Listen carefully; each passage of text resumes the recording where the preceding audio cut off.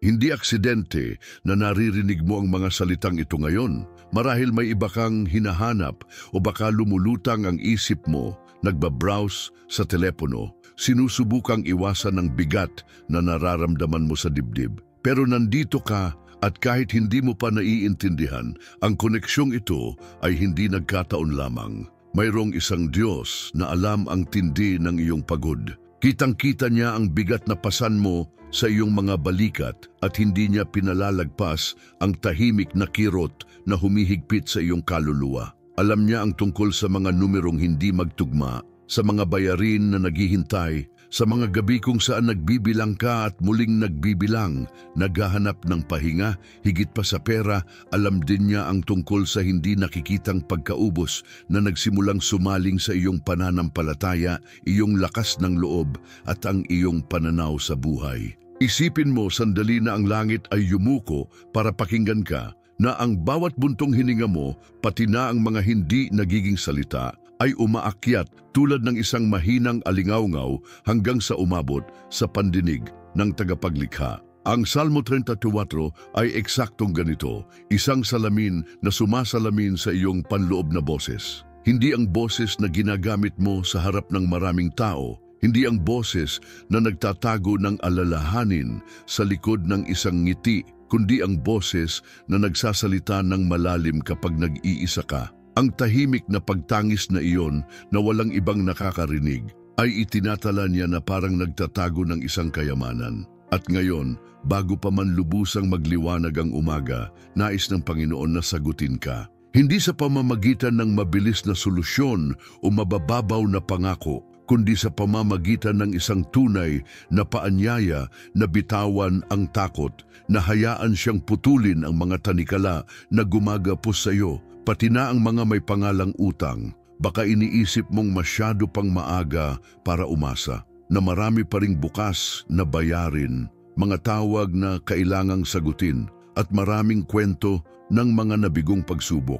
Ngunit hindi naghihintay ang Diyos na maging maayos ang lahat bago siya lumapit. Siya ay pumapasok sa iyong sitwasyon kung ano ito ngayon, walang palamuti, walang filter. At ang unang hakbang niya ay hindi baguhin ang iyong mga numero, kundi payapain ang iyong puso. Dahil alam niya na ang tunay na ginhawa ay hindi nagsisimula sa isang bank account, kundi sa mismong sentro ng iyong pagkatao. Ang lugar na iyon kung saan nagtatagpo ang iyong mga iniisip, takot at pangarap. Mula doon, mula sa tahimik na sentrong iyon, sisimulan niyang buuin muli ang iyong kapayapaan. Bago sumulong ang araw at tangayin ka ng pagmamadali nito, huminto ka rito sa sandaling ito. Huminga ka, damhin mo na ang bawat paghinga ay isang paraan ng pagsasabi sa langit. Handa akong makinig sa iyo. Hindi mo kailangang magkaroon ng lahat ng sagot. Hindi mo kailangang magpakita ng perpektong plano. Kailangan mo lang maging naroroon kahit na magulo ang isip mo at pagod ang iyong katawan. Dahil sa katahimikang ito, sa paghinto na ito, may espasyo kung saan ang tinig ng Diyos ay makakapasok ng walang hadlang. At kapag pumasok ang tinig na iyon, nagdadala ito ng isang bagay na walang sinumang estratehiya ng tao ang makakasiguro, isang malumanay at matatag na katiyakan na hindi ka nag-iisa, na nagsimula na ang ginhawa kahit na hindi mo pa ito nakikita. Ang utang ay hindi lamang isang numero na nakasulat sa papel o isang negatibong balanse sa screen. Ito ay isang bigat na pumapasok sa bawat sulok ng buhay, na nagnanakaw ng tulog, na nagpaparamdam na mas masikip ang dibdib at nagpapaikot sa mga isip ng walang tigil sa isang bilog ng pag-aalala. Hindi lang ang pera ang apektado. Ito ay ang paraan ng iyong pagtingin sa hinaharap, ang lakas na ipinapamalas mo sa pagbangon at ang pasensya mo sa mga mahal sa buhay. Ang pinansyal na pasanin kapag tumagal ay nagsisimulang sumaling sa kalusugan, nagpapahina sa pananampalataya at nagdidilim sa paraan ng iyong pagtingin sa sarili. Sa gitna ng katotohanan ito, ang Salmo 34 ay nagpapakita ng sarili bilang isang matatag na bulong na tumatagos sa ingay. Ito ay hindi isang teksto na binabaliwala ang sakit o isang pangako na umiiwas sa kahirapan. Ito ay isang pahayag na kumikilala sa pagtangis ng isang sirang puso, ng isang taong nakakaramdam na siya ay nakulong sa isang labirint na walang labasan. Sa mga linya nito, hindi minamaliit ng Diyos ang iyong paghihirap, ngunit tinitingnan niya ito ng may katiyakan. Hindi ka hindi nakikita sa Kanya. May lugar para sa iyong boses kahit na iniisip mong walang gustong makinig dito. Isipin mo na parang isang nalunod na pagkatapos ng mga araw na nagpalutang-lutang ay nakakita ng isang linya ng tuyong lupa sa malayo. Gumagalaw pa rin ang dagat, humahampas pa rin ang mga alon, ngunit may nagbago. Hindi na niya nararamdamang nakatakda siyang lumubog ng walang pag-asa. Ganyan ang salitang ito para sa iyo ngayon. Hindi nito itinatanggi na may mga alon, ngunit pinaaalalahanan ka nito na hindi ka naliligaw sa mga ito. Ibinibigay ng Panginoon ang kanyang kamay upang hindi ka malunod sa kawalan ng pag-asa, upang malaman mo na kahit sa mahirap na sandaling ito, hindi humihinto ang kanyang plano. Ang bigat na nararamdaman mo kahit na tila imposibleng bitawan ay hindi mas malakas kaysa sa pag-ibig ng Diyos. Hindi siya naghihintay na maging malaya ka sa lahat bago siya lumapit. Yumuyuko siya sa iyo ngayon kahit na nanginginig ang iyong mga kamay at mabilis ang tibok ng iyong puso sa takot. Dahil ang kanyang layunin ay hindi lamang kunin ang utang, kundi ibalik ang iyong tiwala upang mamuhay nang hindi hinahayaan ang takot sa pananalapi na tukuyin ang iyong mga hakbang. Ang bigat na ito sa kanyang mga kamay ay maaaring maging patotoo ng probisyon, katapatan at perpektong pangangalaga. Hinanap ko ang Panginoon at sinagot niya ako. Iniligtas niya ako sa lahat ng aking mga takot. Salmo 34:4. Ito ay hindi isang pangungusap na dapat kabisaduhin at kalimutan. Ito ay isang espiritual na susi na nagbubukas ng pinto sa isang naiibang paraan ng pagharap sa buhay. Hindi nito sinasabi na naglaho ang mga problema o na naglaho ang mga utang sa isang araw, kundi na may mas malalim na nangyari na wala ang kapangyarihan ng takot. Dahil kapag nabuwag ang takot, nababawi ng kaluluwa ang espasyo para makinig, magplano at gumawa ng mga desisyon ng walang presyon ng kawalan ng pag-asa. Sa gitna ng pinansyal na tensyon, ang unang naapektuhan ay hindi ang bank account, kundi ang panloob na kapayapaan. Ang alalang pag-iisip ay nagiging permanenteng bisita, sumasakop sa bawat sulok ng isipan. Gayunpaman, malinaw ang pangako ng Diyos. Mayroong sagot para sa sinumang naghahanap sa Kanya.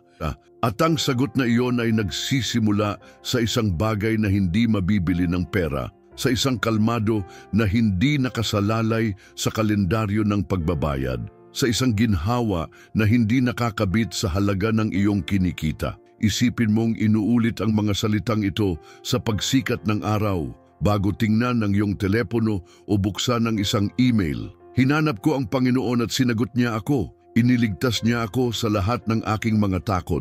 Ang pag-uulit na iyon ay hindi isang walang saysay na ritual, kundi isang paalala sa iyong puso na hindi ka nag-iisa sa labanan. Ito ay parang paghinga ng ibang hangin, isa na naglilinis sa bigat sa dibdib at nagbabalik ng kalinawan sa isip. Dahil ang takot ay nagpapalabo sa katotohanan, ngunit ang kapayapaan na nagmumula sa Diyos ang nagtutuwid nito. Sa bawat pagpili mong ilagay ang mga salitang ito sa simula ng iyong araw, binibigyan mo ang iyong isip ng ibang direksyon. Hindi ito pagbaliwala sa katotohanan, kundi pagharap dito mula sa isang mas mataas na lugar, mula sa isang matatag na lupa na hindi sumusuko sa mga alon. Ang takot sa pananalapi ay maaaring magmukhang isang hindi matatagos na pader, ngunit ang pangakong ito ay parang isang bitak kung saan nagsisimulang pumasok ang liwanag. At sa pamamagitan ng liwanag na iyon, unti-unti natututo ang iyong puso na lumakad ng malaya mula sa anino ng takot. May mga pagkakataon na ang pinakamakapangyarihang nangyayari sa iyong buhay ay hindi nakikita, hindi inilalathala at hindi ikinukwento. Nangyayari ito ng tahimik, malayo sa paningin ng iba, sa intimate na espasyo kung saan tanging ikaw at ang Diyos lang ang nakakaalam kung ano ang nangyayari. Ang pagdarasal bago sumikat ang araw o habang naglalakad patungo sa iyong mga responsibilidad ay hindi maliit na gawain. Ito ay parang paghahanda sa lupa ng iyong espiritu bago simulan ng araw na humingi ng mga sagot. Ito ay pagbubukas ng isang panloob na bintana upang makapasok ang liwanag bago subukang takpan ng pagmamadali at ingay ng araw ang lahat. Ang Salmo 34 ay nagpapaalala sa atin na madalas na dumarating ang sagot ng Diyos kahit bago pa man makita ang material na solusyon. Ito ay parang isang buto na lumalaki na sa ilalim ng lupa habang sa ibabaw ay tila walang nangyayari. Ang buto na iyon ay hindi tumatanggap ng palakpak, walang nakakakita dito, ngunit ito ay buhay. Ganon din ang pananampalataya na nililinang ng palihim. Lumalaki ng dahan-dahan nang hindi nakikita hanggang sa isang araw ay magsimula itong magbunga para sa lahat. Ang pagiging nagpapasalamat sa mga bagay na hindi pa nare-resolba ay isang gawaing nakakabigla sa lohika ngunit nagpapalakas sa kaluluwa. Dahil hindi ito pagtanggi sa katotohanan, kundi pagkilala na may isang kwento na isinusulat ang Diyos na lampas pa sa iyong nauunawaan ngayon. Ito ay parang pagdidilig ng isang halaman na hindi pa sumisibol, na nagtitiwala na ang buhay ay nandoon na, gumagana ng tahimik. Sa bawat pagpili mo sa landas na ito, may nagbabago sa iyo. Ang takot ay nawawalan ng espasyo, ang pag-aalala ay humihina, at ang pag-asa ay nakakahanap ng mas malalim na ugat. Ang inihahasik sa mga nakatagong sandali ang sumusuporta sa iyo sa mga pinakamalantad na oras. At kahit hindi makita ng mundo ang paghahanda, makikita nito ang bunga dahil ang itinayo ng palihim kasama ang Diyos ay laging ipapakita sa tamang panahon sa publiko. Ang mga salitang inuulit natin ay nagiging kapaligiran kung saan tayo nabubuhay. Ang isang negatibong pag-iisip na sinasambit araw-araw ay nagiging hugis tulad ng isang anino na humahaba at tumatakip sa bawat pagtatangkang sumulong. Ang utang ay hindi lamang naghihigpit sa bulsa, nagsisimula rin itong humubog sa pananalita upang kulayan ang paraan ng iyong pagsasalita tungkol sa iyong sarili at sa iyong hinaharap. Nang hindi mo namamalayan, maaari mong simulan na pakainin ang iyong sariling kawalan ng pag-asa sa pamamagitan ng mga parirala na nagsasara ng mga pinto sa halip na magbukas. Ang Salmo 34 ay hindi malayo sa prinsipyong ito. Nagpapaalala ito sa atin na ang puso ay lumalakas sa mga salita ng pananampalataya at tiwala. Ang pagpapalit ng patuloy na pagrereklamo sa isang pag-aangkin na nagbibigay ang Diyos ay hindi kamangmangan, kundi isang sadyang desisyon na gabayan ang iyong isip patungo sa liwanag sa gitna ng bagyo. Ang pagsasabi ng sinusuportahan ako ng Diyos habang ginagawa ko ang susunod na hakbang ay hindi nangangahulugang binabaliwala mo ang kahirapan. Nangangahulugan ito na pinipili mong hindi hayaan ang kahirapan na tukuyin ang iyong pagkatao o ang iyong kapalaran. Isipin mo ang isang parola na nakasindi sa gitna ng isang madilim na dagat. Ang bagyo ay maaaring magpatuloy, ngunit nananatiling matatag ang liwanag, gumagabay sa direksyon, ganyan gumana ang iyong mga salita. Ang idinedeklara mo ay may kapangyarihan na patatagin ka o itulak ka pa sa mas malalim na kalituhan. Ang patuloy na pagrereklamo ay parang pagdaragdag ng mas maraming tubig sa bangka na sinusubukan mong panatilihing lumulutang. Ang tiwala sa kabilang banda ay parang pagpapatibay sa istruktura nito upang makayanan ang mga alon. Kapag nagpasya kang bantayan ang pananalita na lumalabas sa iyong bibig, nagsisimula ka ring protektahan ang pinakasagradong espasyo sa lahat, ang iyong isip. Dahil ang mga salitang sinasambit mo ay hindi lamang nakakaimpluwensya sa mga nakikinig sa iyo, nananatili rin ang mga ito sa loob mo, nagtatayo o nagpapahina sa lakas na ginagamit mo sa pagharap sa bawat araw. At kung ang puso ay pinakakain ng naririnig nito, mas mainam na ang naririnig nito ay may kakayahang suportahan ito. Mayroong isang tahimik na bitag na nakakulong sa marami. Ang pag-iisip na ang kapayapaan ay darating lamang kapag nawala na ang mga utang. Ito ay parang paghihintay na maging ganap na kalmado ang dagat bago matutong lumangoy. Ang puso na nabubuhay na nakatali sa kondisyong iyon ay nananatiling nasa tensyon na parang ang buong buhay ay nasa isang pose. Gayunpaman, ang Salmo 24 ay nagbubukas ng isa pang pinto, ang pagtanggap ng ginhawa sa kasalukuyan kahit na hindi pa nagbabago ang mga numero, kahit na nananatiling isang hamon ang pinansyal na katotohanan. Ang kapayapaan na iniaalok ng Diyos ay hindi nakikipagnegosasyon sa mga numero. Ito ay dumarating bilang isang malumanay na agos na tumatagos sa balisang isip at nagpapakalma sa mabilis na tibok ng puso. Ito ay ang pakiramdam ng malalim na paghinga na hindi maipaliwanag ng lohika ngunit nag-aayos sa mga emosyon at nagbabalik ng kalinawan upang magpasya. Dahil ang panloob na kalmado ay hindi isang premyo na ibinibigay sa dulo ng labanan, ito ay ang estratehiya na nagpapahintulot na harapin ito ng may karunungan. Isipin mo ang isang hindi nakikitang baluti na hindi nakikita, ngunit sumasaklaw sa buong pagkatao mo. Ang bawat sadyang paghinga kasama ang mga salitang, "Ang Panginoon, ang aking tulong at aking kanlungan," ay parang pag-aayos ng baluting iyon. Hindi ito nangangahulugang hindi ka makakatanggap ng mga suntok, ngunit nangangahulugang hindi ka matutumba sa mga ito. Kapag pumasok ang kapayapaan bago ang nakikitang solusyon, may nagbabago rin sa paraan ng iyong pagtugon sa mga panggigipit. Ang mga usapan tungkol sa pera ay tumitigil na maging isang larangan ng labanan at nagiging isang lugar kung saan ginagabayan ng kapanatagan ang mga salita. Ang takot sa pananalapi ay may posibilidad na paralisahin ka upang ikulong ka sa isang sulok kung saan tila naglalaho ang mga opsyon. Ang kapayapaan sa kabilang banda ay nagbubukas ng mga bintana at nagbubunyag ng mga landas na dati ay nakatago. Kaya kahit na hindi pa nagbabago ang iyong bank account, maaari ka nang magsimulang lumakad ng may mas matatag na mga hakbang. Dahil ang unang pinoprotektahan ng Diyos ay hindi ang iyong bulsa, kundi ang iyong puso. At kapag ligtas ang puso, ang mga desisyon na sumusunod ay nakahanay sa pag-asa sa halip na sa takot. Ang pag-uusap tungkol sa mga utang sa panalangin ay hindi laging madali. Para sa marami, ito ay isang paksa na nagpapalabas ng mga pakiramdam ng pagkakasala, pagkabigo o kahihiyan.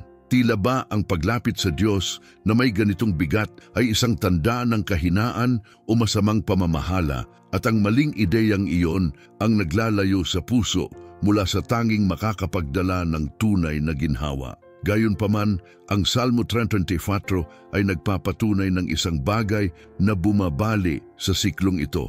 Ang mukha ng nagtitiwala sa Panginoon ay hindi kailanman mapapahiya. Ito ay isang pahayag na sumasaklaw sa nakaraan at kasalukuyan at nagbubukas ng pinto patungo sa hinaharap. Ang kahihiyan ay may tendensyang yumuko sa kaluluwa, magpababa ng tingin upang magtago ka maging sa iyong sarili. Ngunit hindi nagpapakita ang Diyos upang ituro ang iyong mga pagkakamali bilang isang hatol. Siya ay lumalapit upang itaas ang iyong ulo, upang paalalahanan ka na ang iyong halaga ay hindi nakasalalay sa iyong mga account, kundi sa kanyang pag-ibig.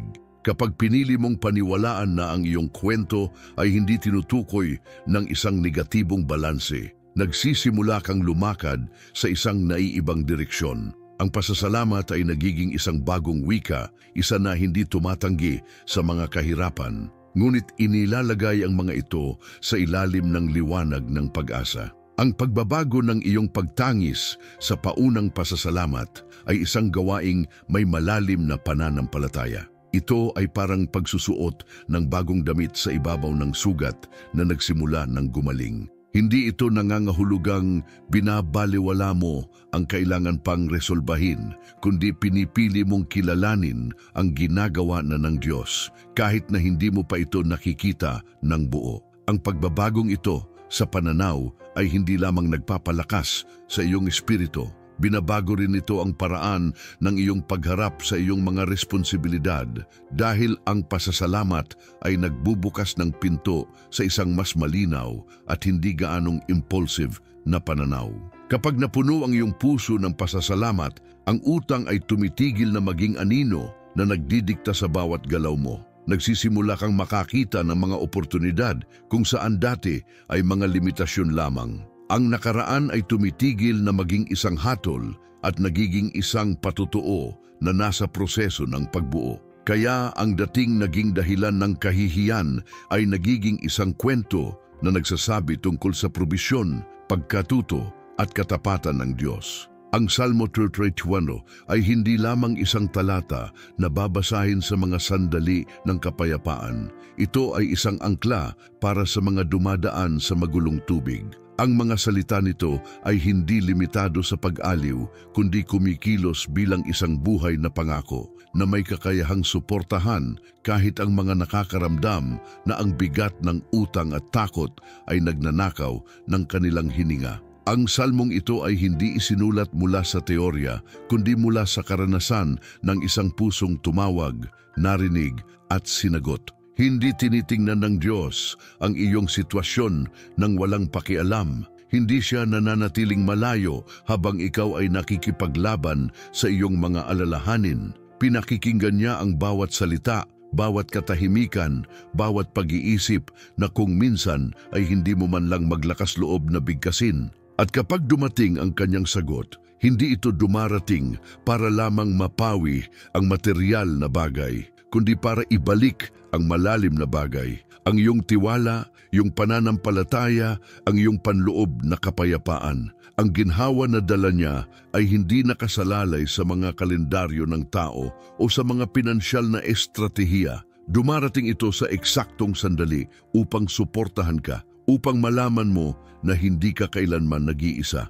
Ang araw na ito ay maaring magsimula sa isang desisyon, ang pagkilala na lampas sa kung ano ang utang mo o sa kailangan pang resolbahin, ang Diyos ang iyong probisyon. Sa pagproklama nito, hindi mo lamang ito pinapatunayan sa iyong isip, kundi inihahasik mo ito sa pinakamalalim na bahagi ng iyong puso. Ito ay isang paalala na ang iyong kwento ay hindi nagtatapos sa pag-aalala o kakulangan. Sa halip, ito ay patungo sa isang wakas ng kalayaan, probisyon at pasasalamat. Sa gayon, sa pagtatapos ng panahong ito, maaari kang umalis na may higit pa sa mga salita. Maaari kang umalis na may katiyakan na ang Diyos na nagbigay inspirasyon sa Salmo 34 ay aktibo pa rin, nakikinig pa rin at sumasagot pa rin. Naway manatiling buhay ang kanyang pangako sa iyo ngayon, bukas at sa bawat oras na subukang bumalik ang takot. Dahil ang nagtitiwala sa Panginoon ay hindi kailanman mapapahiya at ang kanyang probisyon ay laging darating sa tamang oras.